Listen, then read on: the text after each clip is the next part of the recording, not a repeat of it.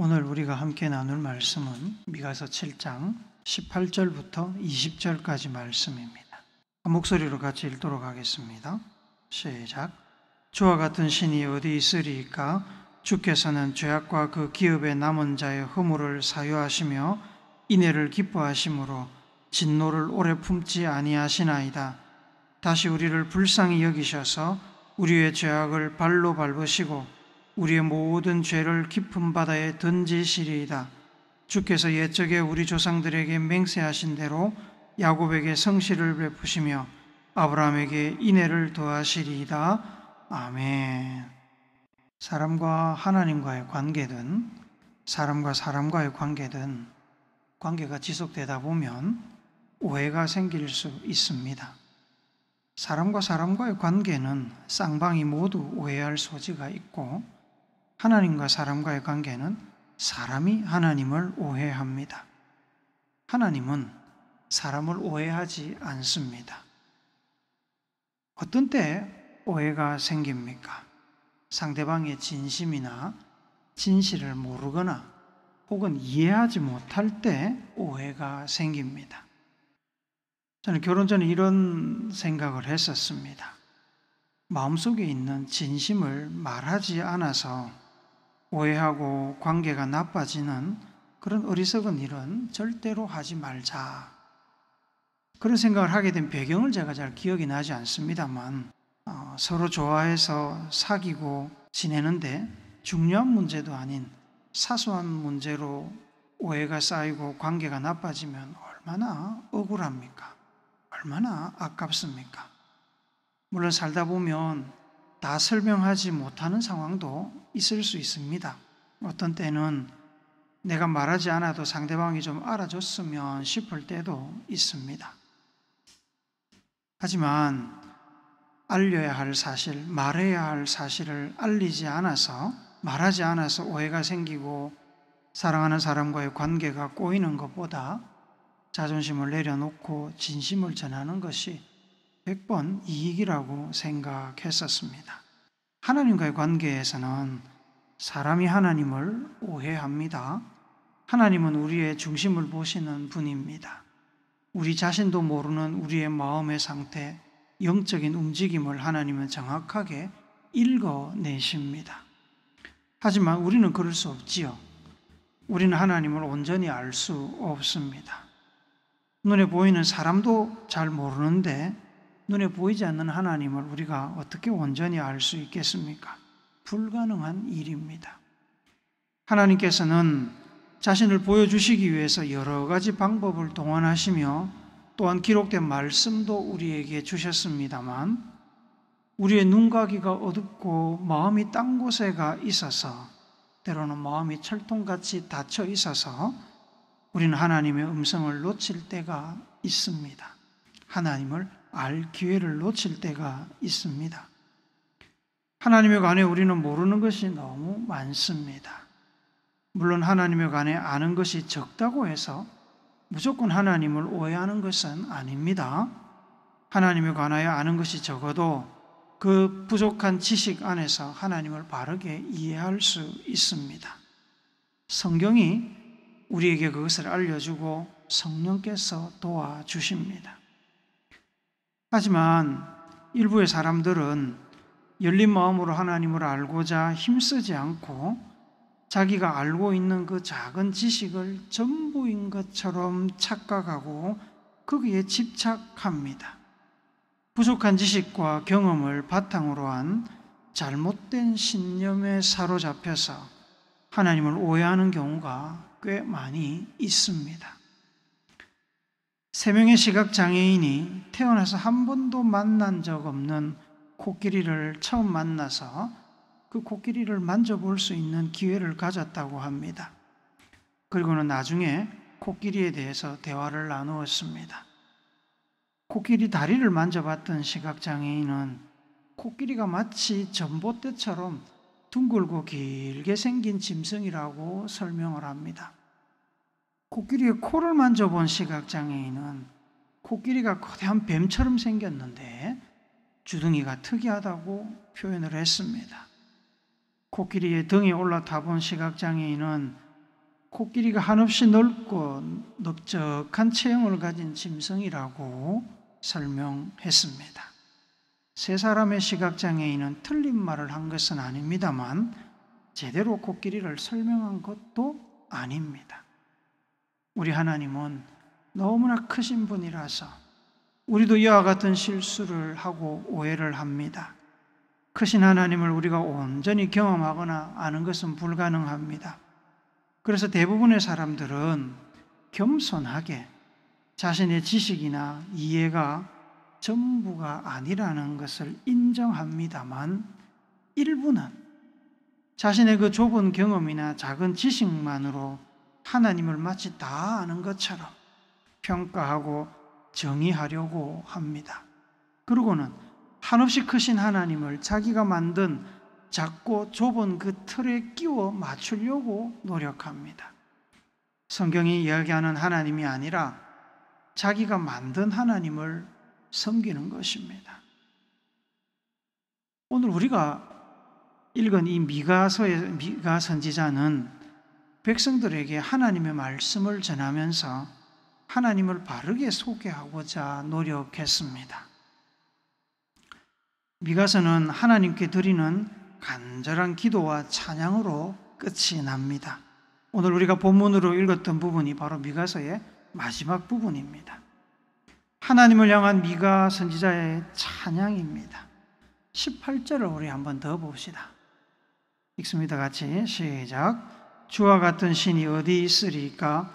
주께서는 죄악과 그 기업에 남은 자의 허물을 사유하시며 인애를 기뻐하심으로 진노를 오래 품지 아니하시나이다. 미가 선지자의 이 미가라는 이름은 성경에는 다른 곳에서는 미가야라고도 나오는데 똑같은 이름입니다. 미가의 뜻은 여호와와 같은 자가 누구인가? 여호와와 같은 자가 누구인가입니다. 18절에 보니까 주와 같은 신이 어디 있으리까? 라고 말씀하는데 미가 선지자의 자기의 이름과 같은 말입니다. 이보다 더 하나님을 높일 수 있는 표현이 어디 있겠습니까? 주와 같은 분이 한 사람도 없다. 하나도 없다. 하나님과 비슷하기라도 한 존재나 신이 이 세상 어디에도 없다. 라고 미가 선지자는 말씀합니다. 하나님께서 세상에서 가장 높고 존귀하고 위대하신 분입니다. 하나님과 비슷한 존재도 없습니다. 하나님만이 유일하시고 살아계신 참 신입니다. 에베소서 4장 6절은 이렇게 말씀합니다. 하나님도 한 분이십니다. 하나님은 모든 것의 아버지시요 모든 것 위에 계시고 모든 것을 통하여 계시고 모든 것 안에 계십니다. 모든 것의 아버지시고 모든 것 위에 계시고 모든 것을 다 꿰뚫고 계시고 모든 것과 함께 계시는 유일하신 한 분 하나님이십니다. 천상천하 유아 독존의 하나님이십니다. 미가 선지자가 이렇게 하나님을 높이는 이유는 하나님의 성품 때문입니다. 18절에서 미가는 하나님께서 죄악과 기업에 남은 자의 허물을 사유하신다고 말씀합니다. 기업은 이스라엘 민족 하나님의 백성들을 말씀합니다. 하나님께서는 자기 백성들의 죄악과 허물을 사유하시는 분입니다. 이 사유라는 뜻은 우리가 요즘 많이 쓰는 건 뭐 개인적으로 가지고 있다, 사적으로 소유한다는 이렇게 쓰지만 이 성경에 사유라고 되어 있는 것은 용서할 사자와 용서할 유자를 썼습니다. 하나님께서는 용서하시는 하나님이시다입니다. 하나님께서는 자기 백성들의 죄와 허물을 용서하시는 분입니다. 인애는 사랑, 긍휼을 뜻합니다. 하나님은 사랑을 기뻐하시는 분입니다. 반대로 진노를 기뻐하지 않으십니다. 하나님은 때를 따라 죄를 지은 백성들에게 진노하시고 심판하실 때도 있지만 결코 그것을 좋아하시는 분이 아닙니다. 진노하시더라도 심판하시더라도 잠깐입니다. 하나님은 인애를 더 기뻐하십니다. 하나님의 공의와 정의의 심판이 필요한 특별한 경우가 있지만 그 순간에도 하나님은 항상 사랑이 충만하시며 사랑을 주십니다. 심판마저 하나님의 사랑의 일부입니다. 19절도 우리 한 번 더 읽어봅시다. 시작. 다시 우리를 불쌍히 여기셔서 우리의 죄악을 발로 밟으시고 우리의 모든 죄를 깊은 바다에 던지시리이다. 사랑이 많으신 하나님께서 심판하실 때도 있지만 우리를 불쌍히 여기셔서 우리의 죄악을 발로 밟으시고 우리의 모든 죄를 바다에 던지신다. 다시는 끄집어낼 일이 없을 것을 기대하시면서 우리의 모든 죄악을 저 망망대해 바닷속으로 던지신다는 겁니다. 20절도 같이 읽습니다. 시작. 주께서 옛적에 우리 조상들에게 맹세하신 대로 야곱에게 성실을 베푸시며 아브라함에게 인애를 더하시리이다. 미가 선지자는 마지막으로 이 좋으신 하나님이 아브라함과 야곱에게 약속하신 대로 성실하게 이스라엘 민족을 사랑하실 것이라고 찬양하면서 이 연설을 마무리합니다. 이렇게 미가서의 마지막 부분만 보면 이 미가서는 예언서라기보다 시편처럼 찬양집이라고 불러도 될 것 같습니다. 하지만 실제로 미가서의 핵심은 하나님의 심판을 다루고 있습니다. 선지자가 이 예언의 말씀을 기록할 때의 상황은 미가서 마지막 부분의 분위기와는 너무나 다릅니다.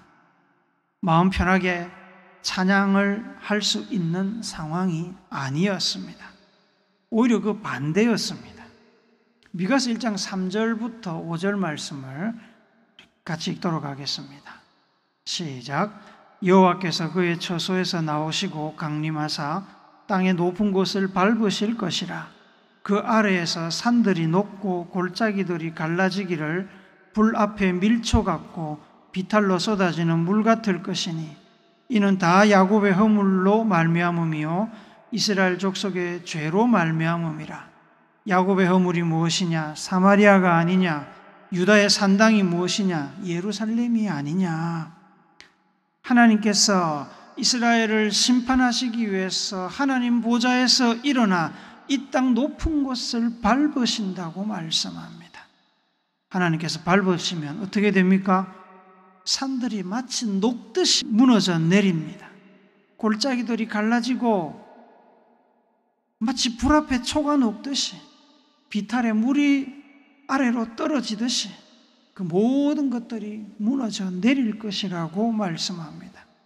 이 산과 골짜기는 이스라엘 민족의 두 왕국 북이스라엘과 남유다를 가리킵니다. 북이스라엘의 왕들은 악한 왕들 뿐이었고 남유다의 왕들은 그래도 좀 선한 왕들이 있어서 남유다가 북이스라엘보다는 상대적으로 덜 악했고 더 선했다고 이야기할 수 있습니다. 하지만 하나님 눈에는 두 나라는 그냥 50보 100보였습니다.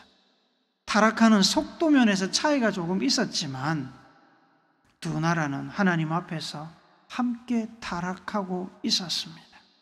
미가서 1장에 의하면 이 미가가 활동한 시대는 남유다의 요담, 아하스, 히스기야 왕이 다스리던 시절입니다.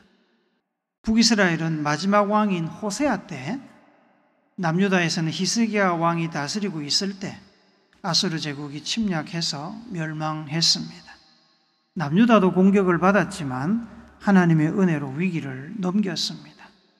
하지만 나중에 바벨론 군대에 의해서 남유다도 결국 멸망했습니다. 미가 선지자는 남유다와 북이스라엘 양쪽에서 활동하며 북이스라엘의 멸망을 예언했고 실제로 북이스라엘이 망하는 것을 눈으로 목격해야 했습니다. 남유다의 멸망 또한 예언했지만 히스기야 시대에 그가 죽었기 때문에 남유다의 멸망은 보지 못했습니다. 그나마 다행이었죠. 이스라엘 백성들이 하나님께 등을 돌리고 말씀을 저버린 채 우상 숭배와 불법을 일삼는 것으로 인해서 하나님께서는 이스라엘 백성들을 심판하시기로 작정하셨습니다. 미가서 1장 3절의 말씀처럼 아수르 바벨론 제국을 불러들여 이스라엘 땅을 밟으셨습니다. 북이스라엘과 남유다가 차례로 망했는데 5절에 보시면 이는 다 야곱의 허물로 말미암음이요 이스라엘 족속의 죄로 말미암음이로다라고 그 심판의 이유를 밝히십니다. 사마리아 땅을 중심으로 한 북이스라엘은 예루살렘 성전을 대신하는 그들만의 성소를 만들어 놓고 하나님도 섬기고 우상도 함께 섬겼습니다. 불신앙과 불순종의 삶을 살았습니다. 그래서 야곱의 허물이 사마리아다라고 말씀합니다. 야곱의 허물이 사마리아다. 야곱의 수치가 사마리아다 이 뜻입니다. 남유다에는 하나님의 성전이 있었습니다. 성전이 있었습니다만 성전을 두고도 백성들은 위선적인 제사와 우상숭배를 일삼았고 하나님 말씀에 순종하지 않고 여전히 불의하고 불법한 삶을 살았습니다. 성전이 지어진 이후로 제사는 성전에서만 드리도록 되어 있었습니다만 백성들은 성전이 아닌 여러 산당에서 불법적으로 제사를 드렸습니다. 그래서 하나님께서는 예루살렘을 유다의 성전이라고 부르지 않으시고 유다의 산당이라고 하십니다. 똑같다는 겁니다. 성전이나 산당이나. 하나님께서 백성들을 책망하시는 것은 단지 종교적인 문제 때문만은 아니었습니다. 불법과 불의가 만연한 이스라엘의 사회적인 문제도 하나님께서는 지적하셨습니다. 미가서 6장 8절을 우리 같이 읽습니다. 시작. 사람아 주께서 선한 것이 무엇임을 내게 보이셨나니 여호와께서 내게 구하시는 것은 오직 정의를 행하며 인자를 사랑하며 겸손하게 내 하나님과 함께 행하는 것이 아니냐. 이 말씀은 어떤 재물을 가지고 가서 예배를 드려야 하나님이 기뻐하시겠나 라고 미가야 스스로 질문을 하고 그 질문에 스스로 대답한 말씀입니다. 하나님이 원하시는 것은 짐승이나 혹은 짐승보다 더 귀한 것, 그런 것이 아닙니다. 사람들이 다 입을 쩍 벌릴 만큼 많은 재물, 그런 것이 아닙니다. 하나님이 원하시는 재물은 사회적인 정의, 이웃 사랑, 겸손한 마음 자세, 하나님과 동행하는 삶입니다. 이것들을 제물로 드리는 제사를 하나님이 기뻐하신다는 겁니다. 굽어진 재판, 타락한 선지자들, 약한 자들에 대한 착취 등으로 불의하고 불법한 유대사회 현실을 비꼬으며 하나님의 율법을 따라서 정의와 이웃사랑과 겸손한 자세로 하나님과 동행하는 삶을 실천할 것을 요구하고 있는 것입니다. 미가 선지자의 심판에 대한 하나님의 예언의 말씀을 보면 두려운 마음이 생깁니다. 하나님이 무서운 분으로만 보여집니다. 소돔과 고모라를 심판하신 하나님, 애굽을 심판하신 하나님, 가나안 땅을 심판하신 하나님, 물로 온 세상을 심판하신 하나님, 이제 북이스라엘과 남유다의 심판을 예고하시는 하나님은 미가의 말씀을 듣는 이들에게 공포의 대상입니다.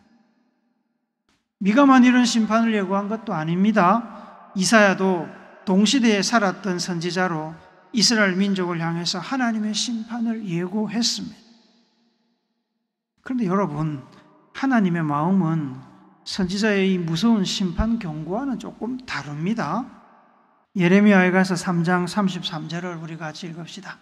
시작. 주께서 인생으로 고생하게 하시며 근심하게 하심은 본심이 아니시로다. 무슨 말입니까? 원해서 한 것이 아니다. 어쩔 수 없이 고생하게 하시고 근심하게 하신다 이 말입니다. 이스라엘 백성들을 심판하시고 고생하게 하시는 것이 하나님이 기뻐서 하시는 게 아닙니다. 하나님은 백성들의 죄와 허물을 용서하시고 진노는 잠깐만, 인애는 많이 베풀기를 기뻐하시는 분입니다. 백성들을 불쌍히 여기시고 죄와 싸우시고 죄를 쫓아내시는 하나님이십니다. 하나님은 아브라함과 야곱의 후손들을 과거에 그 약속하셨던 대로 성실히 사랑하시는 분입니다. 미가 선지자는 백성들에게 심판의 쓴소리를 선포했지만 그것이 하나님이 전하고자 하는 전부가 아님을 잘 알고 있었습니다. 미가 선지자는 심판의 경고와 공포에 가려진 은혜로우시고 인자하시며 노하기를 더디하시고 사랑이 넘치시는 하나님을 전하기를 원했습니다. 그래서 미가 선지자는 심판의 환란이 지난 후에 다시 이스라엘이 하나님의 은혜로 회복될 것을 선언합니다. 4장 1절을 우리 세 번역으로 같이 읽습니다. 시작. 그날이 오면 주님의 성전이 서 있는 주님의 산이 산들 가운데서 가장 높이 솟아서 모든 언덕을 아래로 내려다보며 우뚝 설 것이다. 민족들이 구름처럼 그리로 몰려올 것이다. 예루살렘 하나님의 성전이 있는 산이 모든 산 위에 높이 서도록 하나님이 세우실 것입니다. 그때 하나님의 백성들은 어떻게 될까요? 4장 6절, 7절도 우리가 세 번역으로 같이 읽습니다. 시작. 나 주가 선언한다. 그날이 오면 비틀거리며 사는 백성을 내가 다시 불러오고 사로잡혀가서 고생하던 나의 백성을 다시 불러 모으겠다. 그들이 영말리 타양에서 비틀거리며 살고 있으나 거기에서 살아남은 백성이 강한 민족이 될 것이다. 그때로부터 영원토록 나 주가 그들을 시온산에서 다스리겠다. 하나님이 흩어진 백성들을 다시 불러 모아서 세우시고 강하게 하시고 영원토록 다스리겠다. 함께 있겠다라고 약속하셨습니다. 이뿐이 아닙니다. 훗날에 하나님의 아들 구세주 예수가 이스라엘 땅에 오실 것도 예언을 하십니다. 미가서 5장 2절을 또 같이 읽습니다. 시작. 베들레헴 에브라다야 너는 유다 족속 중에 작을지라도 이스라엘을 다스릴 자가 내게서 내게로 나올 것이라. 그의 근본은 상고에 영원에 있느니라. 미가서는 이렇게 하나님의 심판 경고와 함께 다시 회복시키시고 구세주를 보내실 소망의 말씀도 전하고 있습니다. 이것은 행여나 이스라엘 백성들이 하나님을 오해하고 절망 가운데 모든 것을 포기하고 살아갈까 봐 하나님의 큰 계획, 장기적인 계획, 하나님의 본심이 무엇인지를 알려주는 것입니다. 심판과 환난 중에도 하나님을 바르게 볼 수 있도록 인도하고 있는 겁니다. 하나님께서 미가 선지자를 통해서 정말로 하고 싶었던 것은 심판이나 환난이 아니라 하나님의 사랑이었습니다. 심판은 이 시점에서 피할 수 없지만 그럼에도 여전히 하나님께서 자기 백성들 편이고 비록 폐허가 된 예루살렘 산이라도 하나님께서 성실히 아브라함과 야곱에게 하셨던 그 약속을 지키시는 분임을 전하고자 하셨던 겁니다. 사랑하는 여러분, 하나님의 마음을 잘 이해하시기를 바랍니다. 하나님의 마음은 마치 자녀들에게 때로 사랑의 매를 드는 부모의 마음과 다르지 않습니다. 환난 중에도 긍휼을 잊지 않으시는 하나님이십니다. 모든 것을 삼킬 듯한 폭풍우를 쏟아내는 하늘 저 구름 위에 태양을 준비하고 계시는 분입니다. 심판을 예고하지만 회복과 구원을 함께 예비하시는 분입니다. 스바냐 3장 17절에 보면 하나님이 우리를 얼마나 사랑하시는지 표현하고 있습니다. 같이 읽어봅니다. 시작. 너의 하나님 여호와가 너희 가운데 계시니 그는 구원을 베푸실 전능자시니라. 그가 너로 말미암아 기쁨을 이기지 못하시며 너를 잠잠히 사랑하시며 너로 말미암아 즐거이 부르며 기뻐하시리라 하리라. 우리를 너무 사랑하시고 우리를 보는 것만으로도 너무 좋으시니까 기쁨을 이기지 못한다고 말씀합니다. 너무 기뻐서 말로 표현할 수 없어서 잠잠히 사랑하신다. 즐거이 부르며 기뻐하신다. 하나님 우리를 그렇게 생각하신다는 겁니다. 이 하나님이 여러분과 저의 하나님이십니다. 이 하나님께서 심판을 예고하셨다는 것은 그만큼 당시 이스라엘 백성들의 신앙이 국가의 지도자들과 사회가 흉악하게 타락했었다는 뜻입니다. 우리는 그 길로 가지 않기를 바랍니다. 우리 나라, 우리 사회, 우리 가정, 우리 교회는 남북 이스라엘 왕국의 길로 가지 않기를 바랍니다. 정의를 행하며 하나님과 이웃을 사랑하고 겸손하게 하나님과 동행함으로 하나님께서 주시는 은혜와 복을 풍성하게 받아 누리는 우리 모두가 되기를, 우리를 위해서 이 땅에 오셔서 친히 십자가를 지신 예수님의 거룩하신 이름으로 축복합니다. 아멘.